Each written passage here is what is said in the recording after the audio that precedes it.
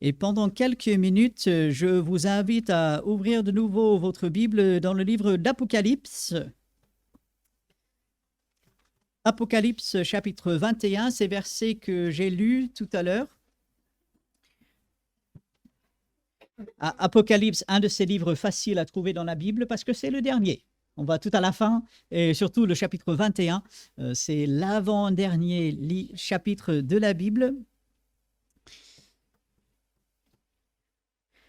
Je me pose la question si Jean, lui, il savait quand il a écrit l'Apocalypse, s'il savait ce serait le dernier livre de la Bible. C'est pas dit. Il a reçu la révélation de la part de Dieu, et puis il écrit, fidèle, bien sûr.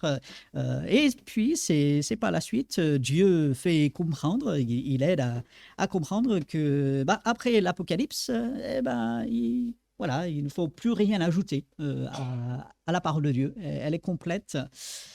Et nous sommes dans Apocalypse chapitre 21. Et effectivement, on passe d'une année à l'autre. Il y a des résolutions, vous savez, en début d'année, les gens disent: ah, aujourd'hui, je résolve, je prends la décision, cette année, c'est l'année où. Et là, il y a toutes sortes de choses, allant du physique à manger, peut-être le domaine spirituel. Cette année, ce sera l'année où je lis la Bible tous les jours, ou que je vais lire la Bible en entier cette année, différentes choses. Et ça, c'est bien. C'est bien d'avoir des objectifs. Notre frère Patrick pourrait nous parler dans le sport des objectifs. C'est nécessaire si on veut atteindre un but. Et rien de mal à tout cela, mais nous pensons maintenant, l'année est devant nous. Il y a 366 jours cette année, année bissextile, donc un jour de plus, le mois de février, 29 jours cette année. Il y a énormément de possibilités. On pense à tout ce qui est nouveau. On pense à un nouveau départ, n'est-ce pas? Ah, peut-être il y avait certaines choses que je faisais l'année dernière et maintenant c'est l'occasion. Je repars à zéro, comme on dit. Et c'était cette réflexion cette semaine qui m'a poussé vers ces versets dans Apocalypse sur lesquels j'aimerais revenir. Jean, il a la possibilité de voir la fin de notre monde tel que nous le connaissons. Dieu, il recrée quelque chose de nouveau qui sera semblable à la Terre que nous connaissons, à l'univers que nous connaissons, mais qui sera quelque chose quand même de nouveau. Et ainsi, il voit la transition entre l'ancien et le nouveau. Et au verset 3, nous lisons: « J'entendis du trône une voix forte qui disait », et on va s'arrêter sur ce que la voix dit dans un instant, mais cette voix forte qui sort du trône. Alors, il serait intéressant, je vous laisse le soin de le faire, dans le livre de l'Apocalypse, une voix forte est entendue plusieurs fois, et c'est un message de la part de Dieu à chaque fois. Ici, c'est Dieu lui-même qui exprime quelque chose, mais le mot, dans un premier temps, que j'aimerais retenir, c'est le mot trône. Un trône veut dire quoi? Un roi. Un roi veut dire quoi? Autorité, puissance, contrôle. Et jusqu'à la fin, le roi des rois, il est sur son trône. Et si on ne retient rien d'autre ce matin,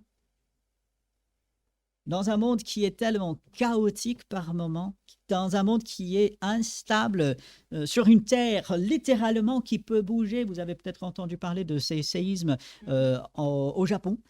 Merci Seigneur, ça n'a pas eu de graves conséquences, mais sur une terre littéralement qui est instable, sur un terrain imagé très instable aujourd'hui, le roi des rois est sur son trône et il contrôle. Et nous pouvons avancer à travers 2024, quoi qu'il arrive, penser aux pires choses. Et ensuite, penser aux meilleures choses. Parce que souvent, on dit, pense au pire, et Dieu est là. Oui, c'est vrai. Mais vous savez, pensez aux meilleures choses. Pensez à la meilleure chose qui pourrait vous arriver. Le rêve le plus grand que vous aimeriez voir réalisé. Et imaginez que cela se réalise. C'est grâce à Dieu. C'est Dieu qui le fait. Et ce roi tout-puissant qui a créé toute chose au départ, qui va recréer toute chose, il est encore et toujours sur son trône aujourd'hui et il contrôle et il dirige. Rien ne lui échappe, son royaume n'est pas en danger et en tant que ses enfants, nous non plus. J'entendis du trône une voix forte qui disait « Voici le tabernacle de Dieu est avec les hommes. Il habitera avec eux, ils seront son peuple et Dieu lui-même sera avec eux. » Oui, mais Robert, je croyais que Dieu il était partout. On nous dit que Dieu, il est omniprésent, il est partout et en tant qu'enfant de Dieu, on dit Dieu il est avec moi. On a le chant « Reste avec moi », ceux qui connaissent. Viens auprès de moi, viens, demeure. Dieu, il est avec nous. Alors, pourquoi est-ce qu'on devrait attendre? Pourquoi est-ce que le tabernacle de Dieu avec les hommes seulement à la fin? C'est là où c'est à la fois merveilleux, mais c'est un mystère. Dieu est avec nous. Soyons-en convaincus. Dieu est avec nous par Jésus-Christ. Le verset que notre frère a lu pendant sa prière, Emmanuel, c'est quoi? Dieu avec nous. Dieu, il est venu. Il est là. Sauf, on ne le voit pas. On voit qu'il agit, bien sûr. On ressent sa présence. On sait intellectuellement, dans notre esprit, qu'il est là, mais on ne le voit pas. Et le grand changement, c'est que ici, on verra Dieu. Imaginez-vous, voir Dieu. Le chant, voir mon Sauveur face à face. Voir Jésus dans sa beauté. Oh, quelle joie, quelle grâce, bonheur, félicité. On verra Dieu. Il y a aussi ce chant, les choses de la terre pâliront. Peu à peu, ça deviendra, oui, presque sans couleur quand on tourne vers Jésus les yeux. Lorsque nous nous souvenons qu'un jour, nous verrons Dieu face à face. On le verra sur son trône. Avec les yeux de la foi, on le voit aujourd'hui, gloire à Dieu, mais on le verra et nous avons cette perspective, c'est vers ça que nous allons. Nous n'allons pas vers l'inconnu. Nous n'allons pas vers quelque chose de flou, incertain. Nous allons vers la certitude de passer l'éternité avec Dieu, à condition, bien sûr, d'avoir accepté Christ comme notre Sauveur.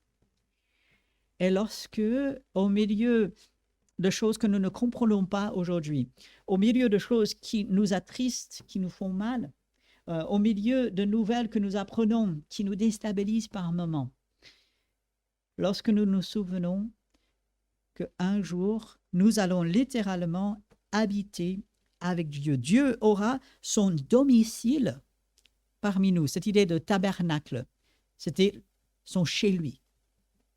C'est son domicile. Le tabernacle de Dieu avec les hommes. Il habitera avec eux et ils seront son peuple. Dieu lui-même sera avec eux. Et avec toutes les prophéties de l'Ancien Testament, vous pouvez aller dans le livre d'Ésaïe et dans d'autres prophètes, cette idée de Dieu avec son peuple à lui, lui à son peuple, malgré tous les péchés de son peuple. Et la liste, elle est longue de péchés. Et pourtant, Dieu continue de dire, c'est mon peuple. Dieu, Dieu lui-même sera avec eux.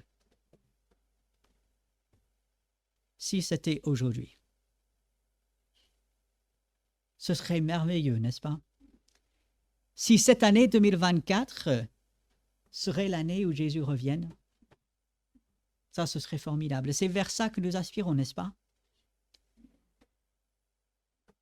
Lorsqu'on est jeune, peut-être je parle tout simplement pour moi, en tant qu'enfant de Dieu, étant converti très jeune, je savais que si je mourais, j'irais auprès de Dieu. Ou si Jésus revenait, bien sûr, je serais pris avec lui, j'irais auprès de lui.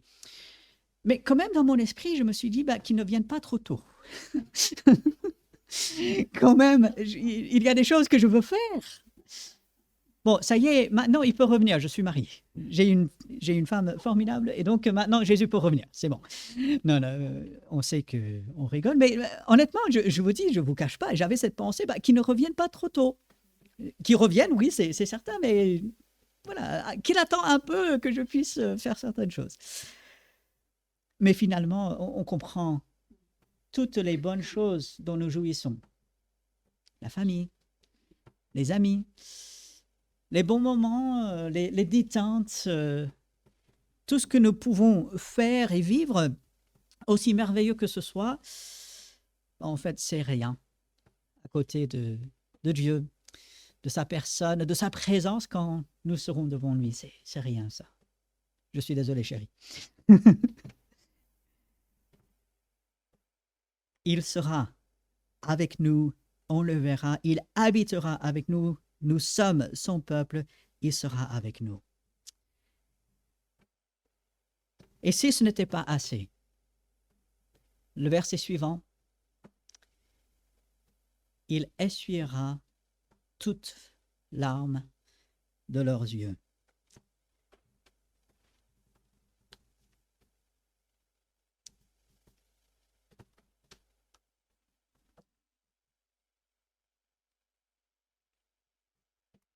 On aimerait qu'il le fasse aujourd'hui. Et un jour, il le fera. Il y a des choses difficiles dans cette vie. Des choses que nous ne comprenons pas. On dit à Dieu, mais pourquoi? Moi, je n'ai pas mérité ça. Telle ou telle personne n'a pas mérité ça. Pourquoi? Et Dieu console, Dieu est le Dieu de toute consolation. Mais un jour, et c'est ça qui nous encourage, Dieu essuiera toutes larmes de leurs yeux. Et lorsque nous réfléchissons à cela, encore une fois, on dit, viens, que ce jour vienne. On a assez souffert, on a assez pleuré. On est comme le psalmiste qui dit, j'ai tellement pleuré, il ne reste plus rien. Je suis à sec. Mais Dieu essuiera toutes larmes de leurs yeux. Et la mort ne sera plus. Pourquoi? Parce que la mort et le séjour des morts seront jetés dans les temps de feu. Dieu va se débarrasser à jamais de la mort, parce que la mort, c'est la conséquence du péché. Et de savoir que la mort n'existera plus aucune séparation. On ne sera jamais séparé ni de Dieu, ni de toutes les personnes qui vont partager le ciel avec nous. Aujourd'hui, nous sommes obligés de dire au revoir aux gens. Aujourd'hui, nous sommes obligés de dire à bientôt. Aujourd'hui, il y a des moments où on ne se voit plus. Mais le jour viendra où ce ne sera plus le cas. On n'aura plus jamais sur nos lèvres ces mots « à plus tard » ou « à bientôt » ou « au revoir ». Non, la mort, la séparation ne sera plus. Il n'y aura plus ni deuil, ni cri, ni douleur.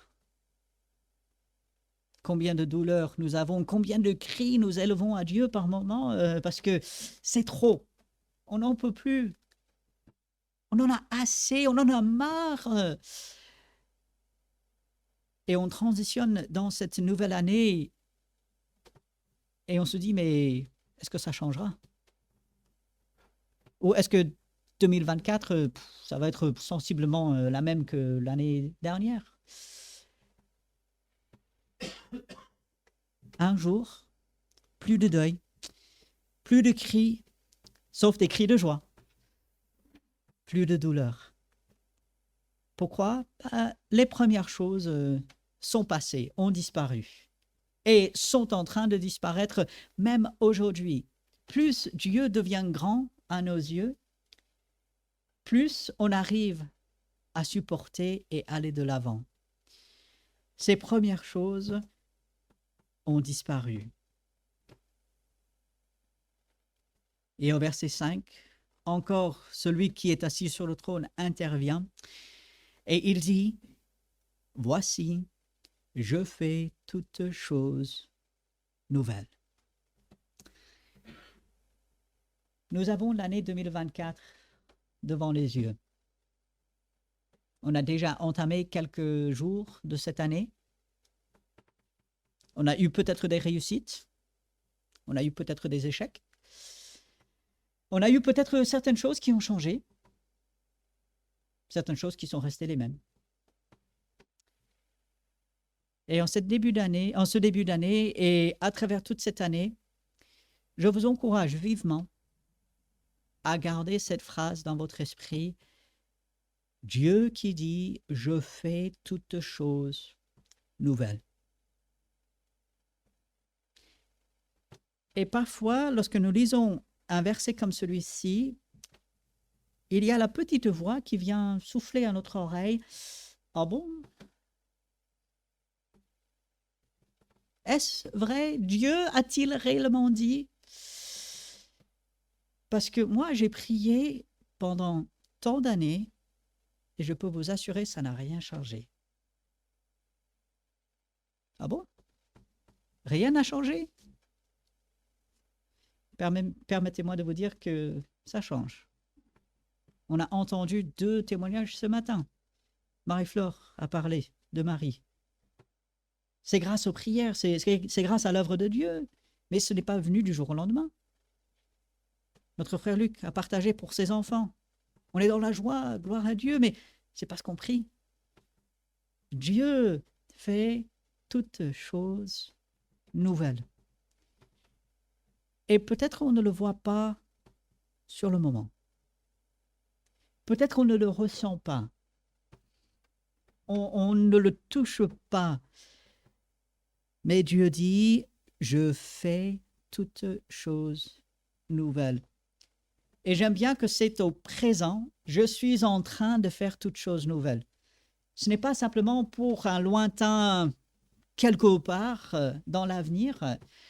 Aujourd'hui, grâce à Jésus-Christ, nous sommes renouvelés, ce renouveau jour après jour.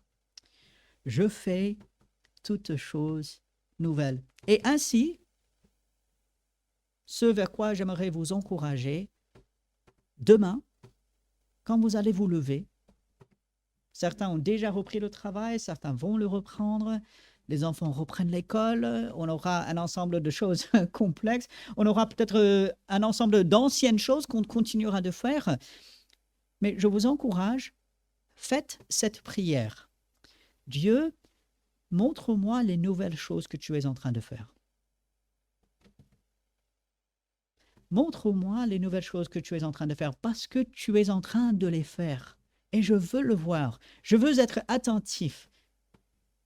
Et je veux pouvoir te remercier pour cela. Dieu nous donne la certitude qu'il fait toutes choses nouvelles. Alors demandons-lui d'ouvrir nos yeux. Demain matin, comme j'ai dit, dans votre prière, intégrer cette prière, Dieu, montre-moi les choses nouvelles. Et puis être à son écoute. Peut-être il ne le montrera pas sur le moment, peut-être ce ne sera même pas 5 minutes plus tard, mais il le fera. Dieu affirme, je fais toutes choses nouvelles. Je le crois. Alors, que Dieu me donne de le voir. Et à la fin de ce verset, écrit, car ces paroles sont certaines et véritables. Satan veut nous faire douter. Satan veut nous faire penser, ah, ça a toujours été comme ça ne changera pas. On a beau prier, c'est pas la peine. Ces paroles sont certaines et véritables. Quelles paroles? Que Dieu, il contrôle toutes choses. Que Dieu, il est sur son trône. Que Dieu habite avec nous et que nous allons un jour le voir de nos yeux physiques. Que Dieu est en train de faire toutes choses nouvelles. Ce n'est pas simplement une croyance juste pour se remonter lorsque les temps sont difficiles. Ce n'est pas juste un espoir, ah, j'espère que... C'est une certitude. Ces paroles sont certaines et véritables. Et moi, j'en ai besoin. Je ne sais pas ce à quoi vous serez confrontés ou peut-être ce à quoi vous avez déjà été confrontés pendant ces quelques jours de cette année. Mais Dieu le sait et Dieu sait ce dont nous aurons besoin à travers cette année qui vient. Et ces paroles sont certaines et véritables. Dieu est en train de renouveler. Dieu est au contrôle. Dieu prépare des choses merveilleuses pour nous. Et Dieu aura le dernier mot. Il fait toutes choses nouvelles. Et ce verset 4, il essuiera toutes larmes de leurs yeux et la mort ne sera plus. Il n'y aura plus ni deuil, ni cri, ni douleur, car les premières choses ont disparu. C'est à ces versets que nous devons nous attacher cette année. Il y aura des choses difficiles, il y aura des bénédictions aussi. Je suis convaincu, tout aussi convaincu que je sais, il y aura des choses complexes, des choses difficiles, des choses qui vont faire mal. Je suis convaincu, il y aura des bénédictions. On ne sait pas quand ça arrivera, quelle forme ça prendra, mais Dieu étant qui il y aura des bénédictions. Et ainsi, en toutes circonstances, d'aller vers lui et d'élever notre voix, de le louer. Et voilà pourquoi une bonne habitude, une bonne résolution, Dieu, aide-moi chaque jour à voir les nouvelles choses que tu fais et aide-moi à être fidèle jusqu'à la fin. C'est ce que Dieu veut voir en chacun d'entre nous. Et ainsi, avec ces versets et avec ces pensées dans notre esprit, on va prendre quelques instants dans le silence, à la fois dans notre esprit pour remercier Dieu pour sa parole, mais aussi demander son aide. C'est facile le dimanche matin de me tenir debout ici, de dire ces choses. C'est beaucoup plus difficile demain, quand ce sera difficile, quand on sera peut-être dans le doute, quand on ne saura pas trop quoi faire. C'est beaucoup plus difficile là de le faire et ainsi de prier en avance, demander l'aide de Dieu pour qu'il aide jour après jour pour voir ces choses nouvelles que Dieu fait. Ainsi, pendant quelques instants, dans une prière silencieuse, et ensuite je terminerai par une prière. Notre grand Dieu, nous te louons pour ta parole qui nous révèle ces choses. Merci que tu es en train de renouveler toutes choses et que tu gardes le contrôle et que tu t'occupes de nous jour après jour. Merci que tu prépares de bonnes choses jour après jour. Aide-nous, Seigneur, nous sommes faibles, nous sommes impuissants par moments. Nous avons besoin de toi et ainsi, nous élevons notre voix pour implorer ton aide, ta direction, ta sagesse. Rappelle-nous ces versets, encourage-nous jour après jour de cette année. Fais-nous du bien, Seigneur. Et c'est en ton nom que nous prions. Amen. Je vous laisse avec un dernier verset dans Galates chapitre 6, verset 18. Frères et sœurs, monsieur et madame, frères et sœurs, que la grâce de notre Seigneur Jésus-Christ soit avec votre esprit. Amen. Alors, allez avec la paix, avec la grâce de Dieu. Un très bon dimanche, une bonne semaine bénie à chacun. Saluez-vous les uns les autres.